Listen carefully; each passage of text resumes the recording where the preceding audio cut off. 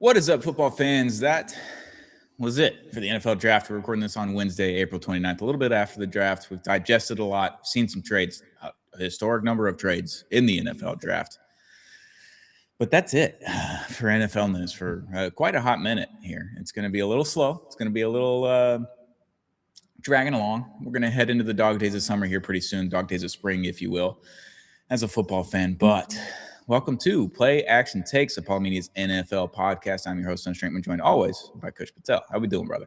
We're doing great, man. You see, I have my draft fit on. You do. Had to come correct today. Do you think you would wear a fitted if you got drafted before showing up? I know you're going to get a hat.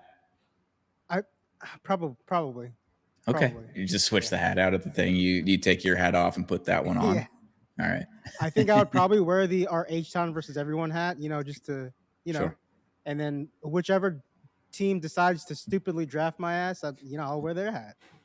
Yeah, no, that's fair. But do you have a good time watching the draft? I actually enjoyed it way more than I thought I was going to, even though like the draft is just like the draft. Like it's not entertaining, but they're trying to make it entertaining. I don't know how to explain it, but I think I had fun at the draft somehow. I don't know. I wasn't there, but I had fun with it just because it was shorter, and like it came out before the draft that they cut down the time from 10 to 8 minutes for each pick. yeah.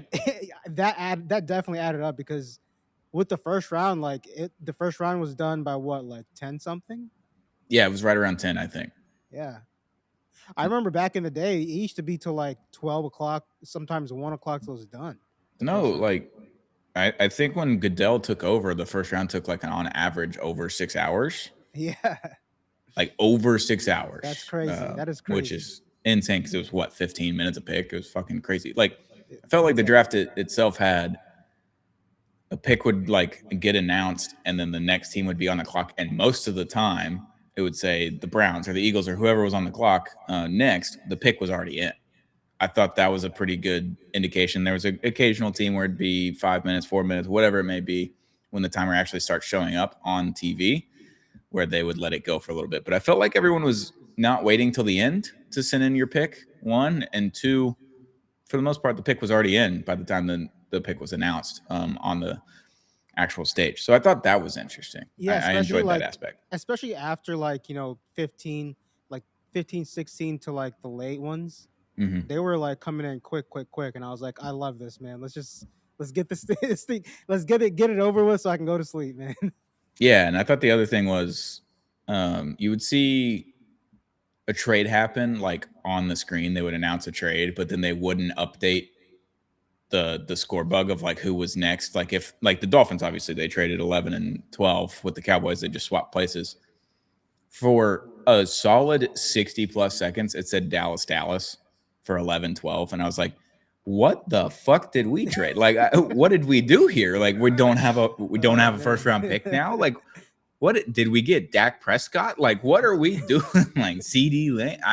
I was so confused for a while, and then they finally updated because I was, like we said on our preview episode, when we did a mock draft, I was putting the phone down. I wasn't looking at things. You were very much on your phone because you were texting back and forth. I was. So I was waiting for things to happen on the screen as opposed to looking at a smaller, more up-to-date screen, I guess is all it really was. So I enjoyed that too. Putting the phone down and not having anything spoil for me was a nice experience.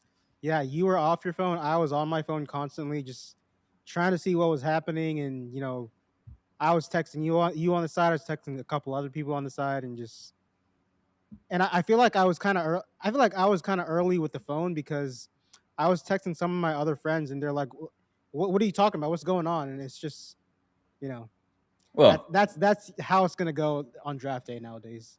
Yeah, and if you have Schefter, Rappaport, anyone, basically notifications on Twitter, if you're a Twitter addict like we are, you're gonna see it. And that was my thing. I literally put my phone face down, and then like after a pick would happen, I would pick it up for maybe 45 seconds to scroll through just a handful of tweets and then try to put it down in advance of more tweets getting spoiled or more picks getting spoiled for me. So I did pretty good. But once I found out that the Dolphins traded their pick, I was scrambling. I was like, it says Dallas 11-12. Like, what are we doing here? This is a problem. This is a real problem. So then I was scrambling on Twitter. I feel like they were gonna give you a heart attack, man, with that. And then I was scrolling on Twitter like feverishly, like just like someone tell me what we traded, and it took pretty long for the actual deal to happen on there too. I think the TV updated before I saw it on Twitter, like what the actual deal was. So I was like, this is a disaster. What did we just do? Why did we trade 11 for nothing? We just traded it into thin air. Like, did we get someone cool out of this? Like, I was so confused. But the draft is over. That's the last entertainment football wise that we have probably until rookie mini camps, like as in June, I believe. You have OTAs in July. So we're gonna be a little dry, we're gonna be a little worse. But the NFL draft did happen. We did enjoy it. Obviously, Mendoza goes number one overall. You called the David Bailey pick. Like, I guess walk us through what your most important or biggest or favorite things from the draft were. Well, first going on to David Bailey, a lot of people had Arvell Reese there, and we'll talk about that later. But Yeah. I just felt like the Jets were, especially after losing Quentin Williams, I feel like they probably preferred a guy that can um, play on the defensive line, pass rush, and stop the run. I feel like David Bailey kind of can do all of that. So I feel like that's why they kind of went that route. And then your next question was my favorite thing that happened in the draft. Uh, Houston, Texas. You guys are not gonna like this. Caleb down to the Cowboys. That was my favorite thing that happened in the draft because I didn't call that happening, but I remember like a month ago, I was talking to a shout out around the circuit, our boy Junior, our fun podcast over here at Apollo Mm-hmm. Media. I was talking to him about, hey, I'm doing these mocks and Caleb Downs is dropping to the Cowboys. And, we saw the trade with they traded up, one spot to go get him. Um, I was surprised the Giants, with the two picks they had, didn't get him. Yeah, it made sense for the Giants to take him, but it also made sense for them not take him. Yeah. I think with the Harbaugh initiative, I think Joe Shane's going to be out of the office next year. Like, I don't think he's going to be needed because John Harbaugh's just running the show now. Arvell Reese obviously goes 5 to the Giants. That makes sense. Linebacker, kind of heading up defense. He can edge rush. He can play a little bit in coverage. He's fast. He's big. He's strong. He's all the things that Harbaugh loves on defense, right? And then at 10, they went Francis Miami OT right there, the tackle. Big boy, get a big body up front, kind of solidify the run. You thought they may go Jeremiah Love if they fell to 5, and obviously he doesn't fall. So then they just go get a cornerstone piece on defense, what they think it might be a cornerstone piece on defense. Defense is already okay. And then you add to the offensive line that just kind of made sense as a Harbaugh, just build inside out. Obviously, Reese is kind of on the middle side of the inside, but I thought those picks made sense for him. The Caleb Downs injury thing wasn't really brought up too much in the draft, Yeah. which I thought was interesting. And obviously, when he falls to 11, I'm like, okay, so we get Ruben Bain or Caleb Downs. This is a win-win. That's what I texted you. I was like, we got both of them on the table here. And then they traded Yeah. it. And I was like, okay, well, we still get one of them, right? We added a pick or two. We added 2 fifths, which are whatever. I was like, fine, we'll be okay. We'll take one of those guys. And we didn't take either of them. So, yeah, I thought the Giants was very John Harbaugh-ish. I thought those picks made sense. If they took Downs, I wouldn't be surprised. When they didn't take Downs, I also wasn't surprised because of who they took. Yeah, because like you said, because of who the Giants took, I'm not gonna fault them for how they approached it with the Downs thing. Um, Miami, however, I'm surprised they didn't take either of those guys. Yeah. Ruben Bain drops all the way down to 15, I believe. The Bucks took him. Mm-hmm. Downs goes to the Cowboys. They really need some help in that secondary. Another thing I want to bring up about the draft that a lot of people are talking about is, the quote unquote like consensus big board who's on there, and then like the discrepancy of like teams just really like trading up or drafting guys way earlier than they were projected to go. This season in the draft, I feel like it was to an extreme when it comes to that. Like even in the second, third, fourth, fifth round, people were trading up to get guys that were slotted, sixth or seventh round. I mean, the one everyone's talking about is the Jaguars in the second round trading up for the tight end from A&M. That guy was slated to go like way later in the draft. Mm-hmm. Locally, Houston gets a tight end that guy, was, some would say they drafted him probably earlier than a lot of these other guys are slated to go, and so I just thought that was the interesting part of this draft. Yeah, the trades, trade ups, trade downs from certain positions were super interesting, right? Because I don't know, like that Downs pick, I was like, damn, he's gonna look so cool as a cowboy. Like I just like the jersey, if he throws on a visor with it, the swag that just comes with being a cowboy, like that's pretty sick for Caleb Downs. Obviously, we take Caden Proctor, and I was like, okay, whatever. We'll say for the Dolphins, at least they have a vision. Like they were like, we're building from the inside out. We'll figure it out after that. Like defensive line, we're pretty confident in, but we'll take an edge rusher here. We'll take a bunch of linebackers. We're going to take a bunch of offensive linemen. We're going to shore up that part first. And I was like, okay. I mean, that's something that Chris Greer never did. So coming away from the draft, I could do that for my own fandom. Thought the trades were really fun. I thought the reaction from Sean McVay when Ty Simpson was drafted was absolutely absurd. And then it literally comes out that they had a secret meeting.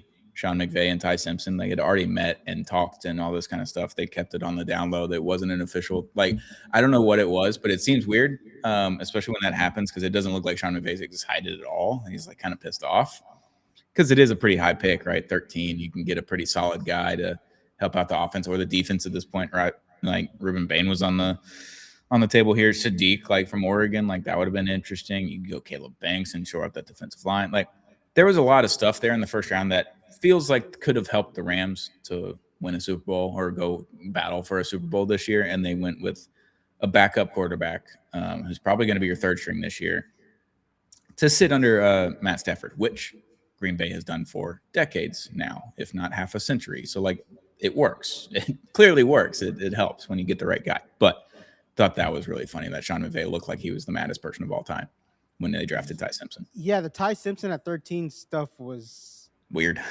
it was weird, it was crazy, but I will say like I thought Ty Simpson I thought it was going to be a Jackson Dart situation where someone's going to trade up late in the into the first round Yeah. to go get him. I just didn't think the Rams were going to take him at 13, like um No, didn't see that. obviously like they're trying to put a future plan in place because obviously Matt Stafford is up there in age. He's probably going to retire soon. So you have Mm-hmm. to kind of have a plan in place. But the first thing I thought of when I like immediately saw that reaction was I mean, this is how, great organizations kind of die. Like the disagreement with the head coach and the GM, which just seemed to be that way before we knew about the secret meeting and all that stuff. Yeah.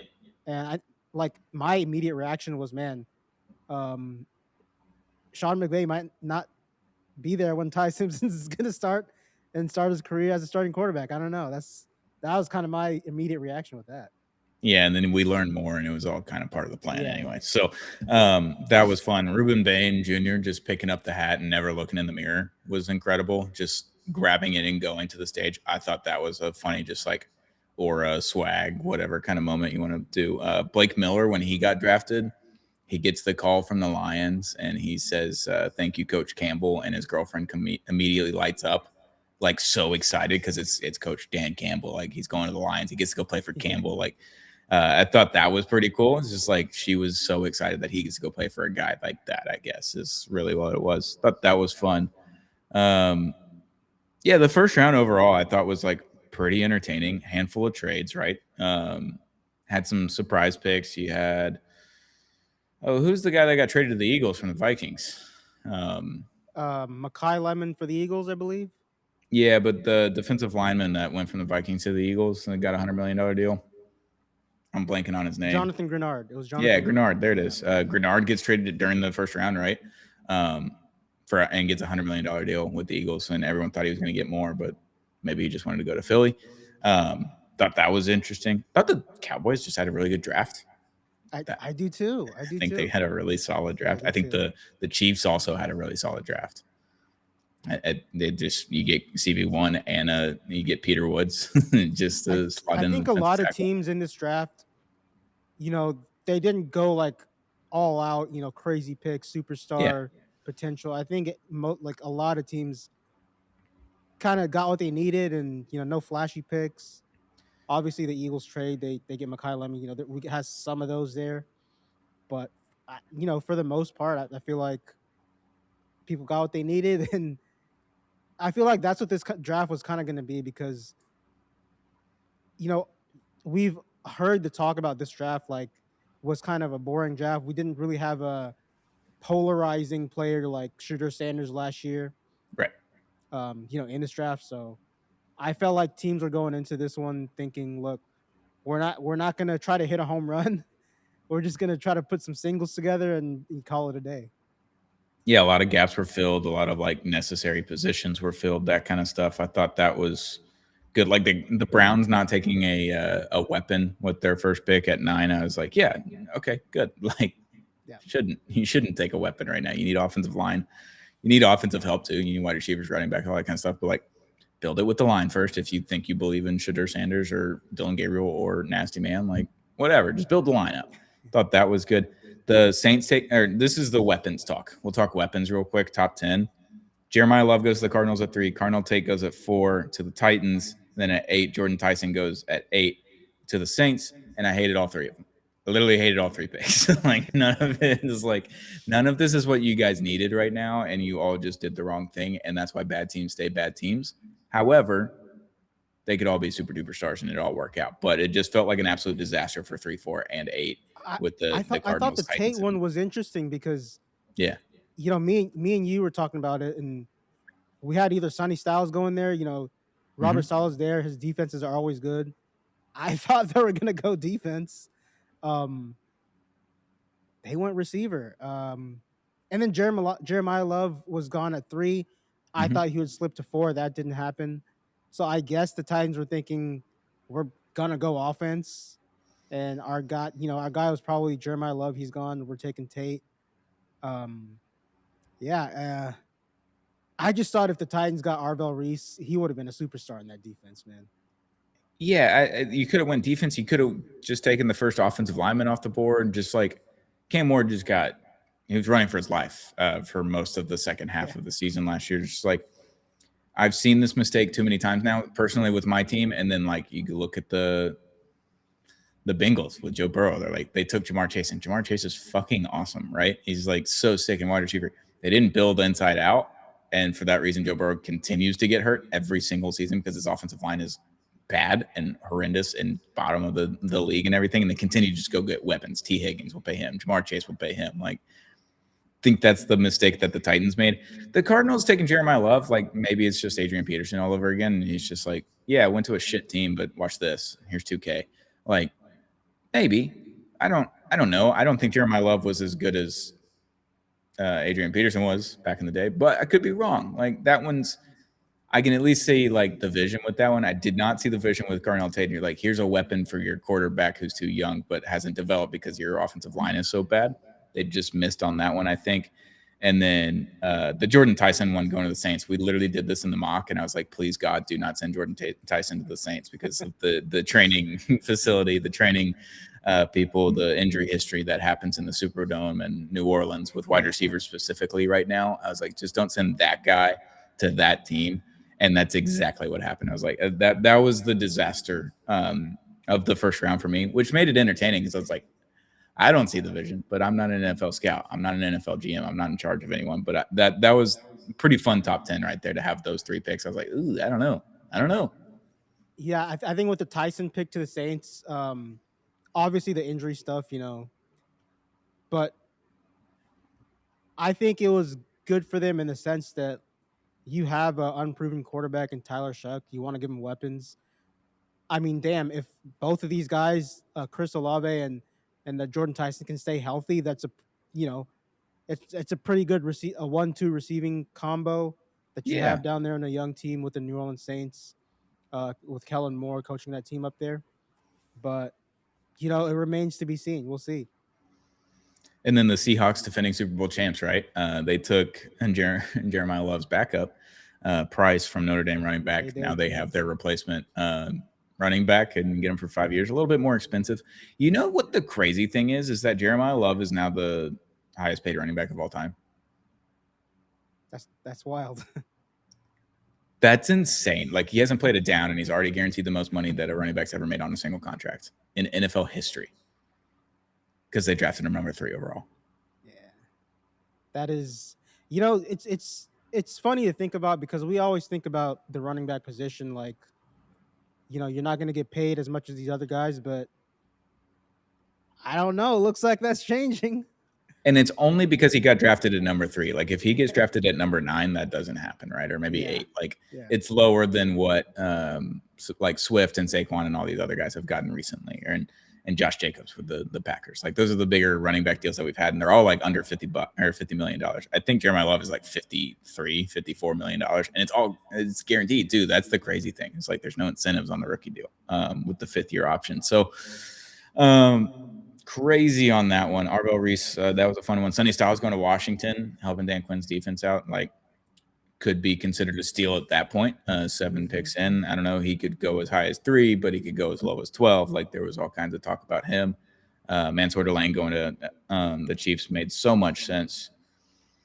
First round, like, it was just it kept me in it at least the whole first round. That was what I was appreciative of. It was like it wasn't too boring and there weren't any crazy picks, but at least it was entertaining enough. It was like, oh, I didn't see that one coming. Or there was a trade, and you're like, oh, what are they going to do? What they give up? Like, there's a lot of that action. So it wasn't like an Arch or an Eli Manning like demanding a trade from San Diego and refusing to go play for the Nothing Chargers, like that. Nothing like that. which we might get next year with Arch. Maybe. That'd be fun. That'd be cool. Do you have a steal of the draft? It doesn't have to be first round, obviously. First round, you're getting pretty good quality there. Like later in the drafts, I don't know. Do you have a steal? I have a steal. I have a steal, and it's going to be a homer ass pick, but I'm going to give it to you. It's Caden McDonald in the second round for the Texans, man. This is a guy that was slated to go in the first, like mid to late first round.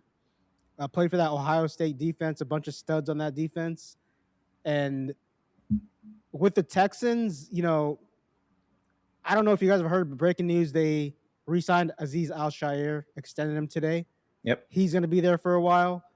You know, they've been able to keep most of their guys on defense. Obviously, Will Anderson Jr. is going to be there.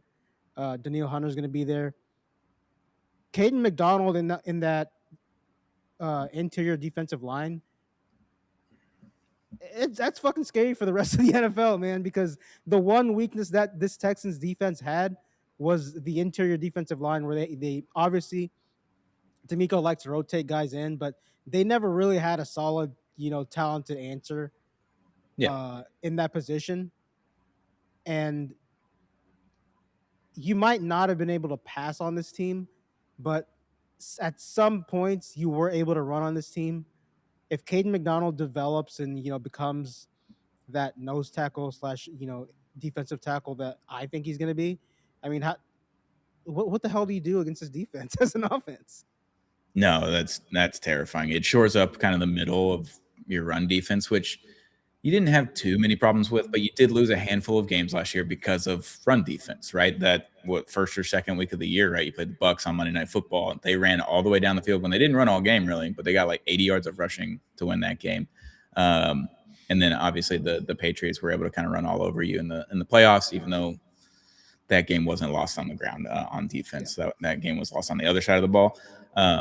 But yeah, there's the Seahawks loss, I think, too, on Monday Night Football. That was a little bit later in the season, the late game or whatever for the Texans. I think that one was really lost on the ground as well, which we found interesting. Every time we talked about it on a recap episode, we're like, it's just weird. They can get after the pass, they can defend the run, and then sometimes they just can't defend the run at all. And it was very confusing. I think that shores up a lot of holes that will kind of help your rush defense and improve, but also improve your pass rush defense too, which kind of frees up Will Anderson, Daniil Hunter, and everybody else that you got screaming off the edge. So yeah, I think that's an awesome pick. I think that's an awesome steal as well at 36. Like, definitely could have went in front of like Peter Woods and some other people. Like, felt like he should have went way higher and he didn't. Not sure why that is. My steal though, also a homer pick. We're doing it.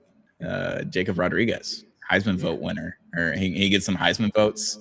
A lot of tackles, a lot of touchdowns, a lot of forced fumbles, a lot of interceptions. Like, just kind of did everything, and he commands a defense. And we haven't had one of those guys since really.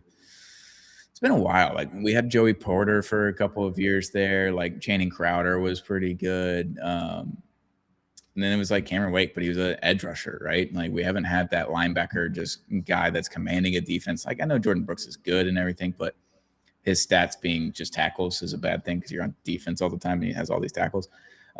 Jacob Rodriguez from Texas Tech, undersized linebacker, just a ball hawk of sorts, but really smart as well. Commands that defense. I think he's a super likable guy in the locker room, is what it seems like. Everybody kind of loves that guy. But an undersized Texas Tech linebacker just reminds me of Zach Thomas. Hall of Fame Zach Thomas, undersized Texas Tech linebacker taken by Jimmy Johnson, given a shot, goes on to have a Hall of Fame career. That's just, it just feels good, you know. And Jacob Rodriguez is already getting mentored by Zach Thomas over the last few years because he's a Texas Tech middle linebacker, and Jordan Brooks because he was a Texas Tech middle linebacker. Like the synergy from this draft for the Dolphins was just like, we're gonna be tougher, we're gonna be harder, just all the things that the Dolphins aren't. That's what they went after in the draft, and I thought that was, at least there's a vision. I don't know if these guys are gonna be superstars or anything like that, but I already love Jacob Rodriguez. Like I think he's my favorite player on the Dolphins now, which is not hard to figure out. Like I guess it was Devon Achane before. I like Jacob Rodriguez. That's my guy now. Yeah, I love that pick too. You know, I saw a couple mocks before the draft where some people were having him go in the first round. So, you know, both of our picks for our teams steal the draft. Like these are players that some people had, you know, in the first round. So good value picks in my opinion. And then, man, I love Jacob Rodriguez watching him in college. He just reminds me of what, you know, the inside linebacker position used to be. Like when we were Mm-hmm. growing up, you brought up Zach Thomas. Um, yeah, I'm excited to watch him play, man. Yeah, I hope It's gonna it's be fun. fun. I hope it's fun. I hope it works out, and I hope he wears like a middle linebacker number 2. I hope he And goes in the he's 50s and going not 10. to a head coach that, you know, coach defense. So I think it's gonna be a perfect fit for him. Yeah, I hope so. It should be fun. Third round, I thought that was fun. One, because Xavier Thomas got drafted. He used to play for Mississippi State, had a bunch of off the field issues, and then like LSU offered him. He was like, "Yeah, I'm going home to LSU." He's a Louisiana boy. It made sense. And he didn't do shit at LSU. He had the same numbers in I think 2 or 3 years with LSU than he did in 1 year with Mississippi State, which I thought was funny. He went in the third round. I can't remember where. He went to the Bears, third round, 89th pick. Thought that was fun. Carson Beck going first overall in the third round to the Cardinals. Okay. Drew Aller going later, 12th pick of the round, to the Steelers. They need a quarterback, but maybe they don't. They just basically gave Aaron Rodgers a contract that doesn't count if he doesn't sign it, but he can't sign anywhere else. Thing. I don't know. Offer sheet, I guess. Sounds yes. It was Sounds like complicated. something I don't understand. Yeah. So it sounds like an offer sheet in like hockey or basketball. So like if someone signs him to a contract, the Steelers have the right to match it, essentially. Mm. So he can't really go anywhere because the Steelers are just going to sign whatever deal it ends up being because they need a quarterback for next year. But yeah, you had a couple quarterbacks in that round. I thought that was interesting. And then fourth round, it really kind of just fourth round, the first pick, Jermod McCoy, rumored top 10 pick heading Yeah. into the last season, right? The start of college football season. He was cornerback 1. He was going to be the guy, and injury concerns are apparently really bad. He goes to the Raiders, pick 101, and he was arguably a top 10, top 15 selection at the beginning of the college football season, and even like halfway through, he was still in the first round.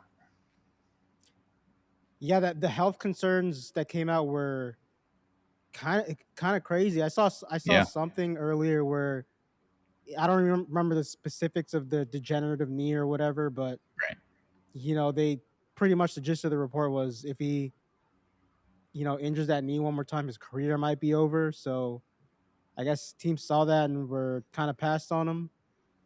But one of my favorite moments of the draft was Avion Terrell getting drafted to the Hmm. Falcons.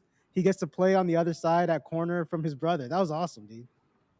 Yeah, that's cool. Like That was we've cool. had brothers in the NFL before, and like the Watt brothers, they've all played against each other. They never got to play with each other. So all 3 of them, I guess, at one time, 2 of them have. But yeah, I think it's cool when family members get to play with each other. We've seen it in the NBA playoffs, right? Our Apollo NBA show talked about it. Bronny getting an alley from LeBron in Game 3. It's just like that's fucking crazy. Like that's weird.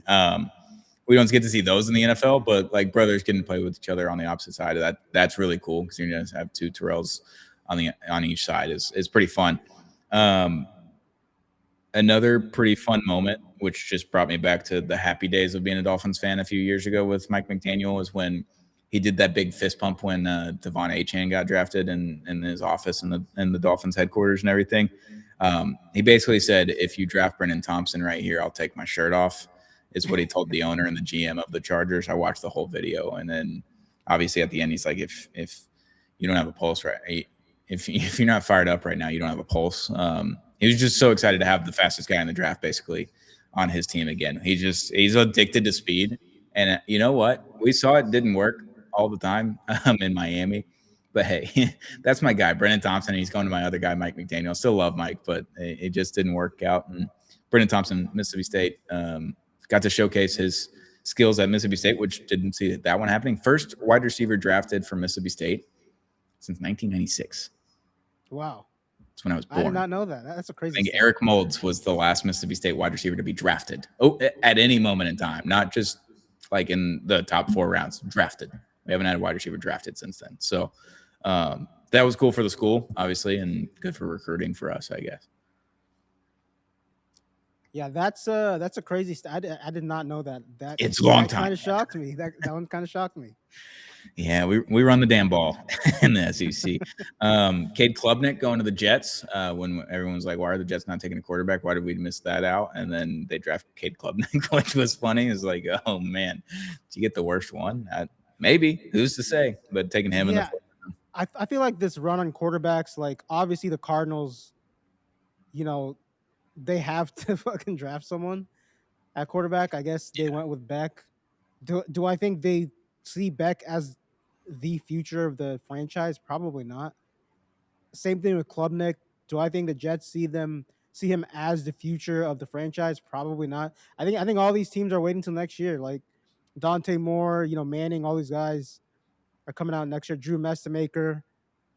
Mm-hmm. I think all these teams are waiting on next year. Yeah, it seems like that. Like obviously, no one trades up until the 3rd round, right? Like the 3rd round was when the quarterback started happening, and I think a couple of trades happened, but it's like no one was worried about that. Another funny thing from the draft was Dylan Thieneman just being like the most swagless player of all time on the Zoom with the Bears hat on. That was tough. That was a tough look. I don't know. That was funny. It was funny. It was a good time. I'm just now realizing that the Dolphins drafted Kevin Coleman Jr., who was a Mississippi State Bulldog, and we drafted another Mississippi State Bulldog in Seydou Traore. So maybe we're just going to turn things around, just pairing my 2 teams together with Willie Gay already on the squad, just bringing in some former dogs. Well, now's the time to have some hope. Yeah, I haven't had hope in football since Mike Leach his first game as a head coach for the Bulldogs. But other than that, it's fine. Yeah, overall, thought it was interesting. Diego Pavia doesn't get drafted. Shocking. A 5'9" quarterback that really actually wasn't ever that good for Vandy. The Ravens did sign him to a 3-year deal, so he's on a team. 3-year deal? 3-year deal.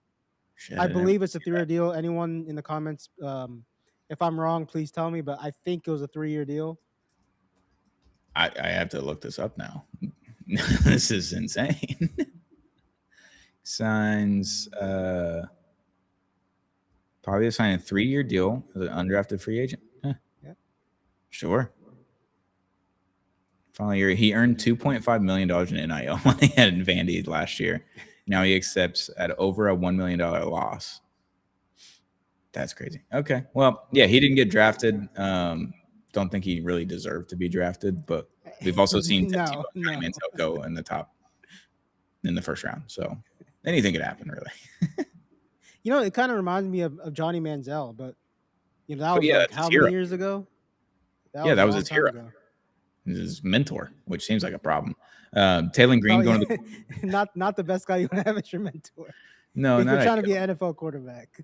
And it's literally only because Diego beat Bama at home instead of in Bama, like Johnny Manziel did. He wears number 2 because of Manziel. Like it was all there. Taylor Green going to Cleveland, a quarterback from Arkansas. I wonder if they keep him as a quarterback because they should. How many quarterbacks do they have on their damn roster? Like 10 of them? Yeah, at least 13 now. It's far too many, and it's just funny that they drafted another quarterback, and it makes me upset because I think they're just going to try to turn him into a tight end wide receiver combo thing because he's so athletic. He's so freaky athletic, and he has a crazy arm. It's just like if coaches knew how to develop quarterbacks nowadays, which the Browns maybe need to hire an outside firm to look at that because They're not good at it, obviously. 20,000 quarterbacks since the year 2000. But them drafting Taylor Green makes me kind of upset because I think he would have been a really fun project for someone to that could watch. let him Yeah. sit for 2 years or whatever. And Who then was they, that guy on the Jaguars that was a quarterback in college was it and he Terrell became a Pryor? receiver? This was before Terrell Pryor. Oh, I don't know. He was like Oh, 6'4", Ryan white Mallett? dude. Nah. I'm I trying to think see it if was I an can. I Arkansas don't remember quarterback, who it right? was. It was a big Arkansas boy, which is funny that Taylor Green also went to Arkansas. I think But I Terrell think Pryor's a good one too. which like he wasn't the best quarterback in college football, right? And neither was Taylor Green, but like playing at Ohio State and Arkansas are two different things. I think Taylor Yeah. Green has all the metrics and the things to be a good quarterback. He just needs that love and attention and like massaging of learning how to be a quarterback because he's basically Cam Newton, just not as good. Obviously, hey, we were Mhm. playing on a worse team. I don't know, but that's what he looks like, and that's what he runs like. That's what he jumps like. That's what he can throw like. Basically, just Cam Newton. So if the Browns turn him into a wide receiver, I'm going to be pretty upset that we just didn't take him and give him a shot for 2 years underneath Malik Willis. Trying to see if there's anything else that kind of stood out from later rounds. I don't think anything really did. I don't really remember anything after the 5th round either. That's kind of an issue. But yeah, overall, entertaining draft. It's fun. Yeah, I think it was a solid draft. Um, some would say I don't think it was boring, but No, I think it was good I think enough. it pretty much played out how we kind of expected it to play out. Yeah, I think it was good enough. Do you think if you were cheating on your wife and you had a 4-game losing streak that your mistress should make you a playlist on Spotify? That question hit me out of nowhere. Say it one more time. If you were cheating on your wife and had a mistress and you were on a 4-game losing streak as the head coach of a football team, would you want your mistress to make you a Spotify playlist to get you in a happier mood, I guess? I'd prefer it for my wife, but I I mean to each their own, I guess.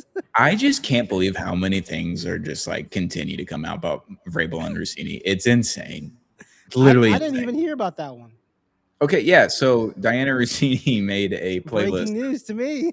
Yeah, she made a playlist on Spotify and shared it with a username of Ty Carr. Mike Vrabel's kids are named Tyson and Carter, I believe is what it is. So that's like his username on Spotify. And she like made him a playlist to like keep your head up or something like that after a 4-game loss in 2020 or 2021. When he was head coach of the Titans. Like the playlist was made like right after the 4-game losing streak occurred, and was sent obviously to Mike Vrabel's alleged Spotify account. Wow. This is the story that Breaking keeps on news. giving. That's all I got to say about this story, man. Every Uh, week is something new. And I was talking to someone today, and they were talking about it's kind of crazy how this is getting a month of press because like the same thing literally just happened in the MLB. With the MLBPA guy, he was cheating on his wife with, I believe, the sister of his wife. Like that one's even crazier. I believe that's what it was. Tony Adam or Tony something, whatever his name, Tony Clark. And he's like, it's kind of crazy how this one just continues to go on. I was like, football's king, brother. Like football's going to trump any other sport in any other part of the world and any other aspect in any type of drama. The NFL will win it. Like even the NBA, where the drama is actually tenfold over there and more prominent and more fun for the fan bases and everything. NFL will always have the biggest drama. If there's drama to be had, the NFL storylines will continue on till the end of time, I believe. I don't know if this one's ever dying. I don't know. I don't think it's dying anytime soon. I mean, like I said, it's something damn new every week. I mean, I didn't even know about this stuff till you just told me on the pod, man. Like, yeah, it's insane. It's insane. Yeah, and then like him missing the 3rd day of the draft to go to counseling, and then like coming back into the building like a day later. He's like, all right, guys, I'll be back Monday. I'm fixed, guys. Cheating guys fixed. Like nothing's a problem here. No worries, guys. Oh man. All right. Well, with that, I think we got to next get week on Play Action Takes, we'll update you on the Mike Vrabel situation. maybe we do a timeline pod of the the cheating scandal. I think that's a good idea. It'd be fun, I think. Maybe. I don't know. It's kind of like destroying people's lives, but whatever. You know, you can get away with it.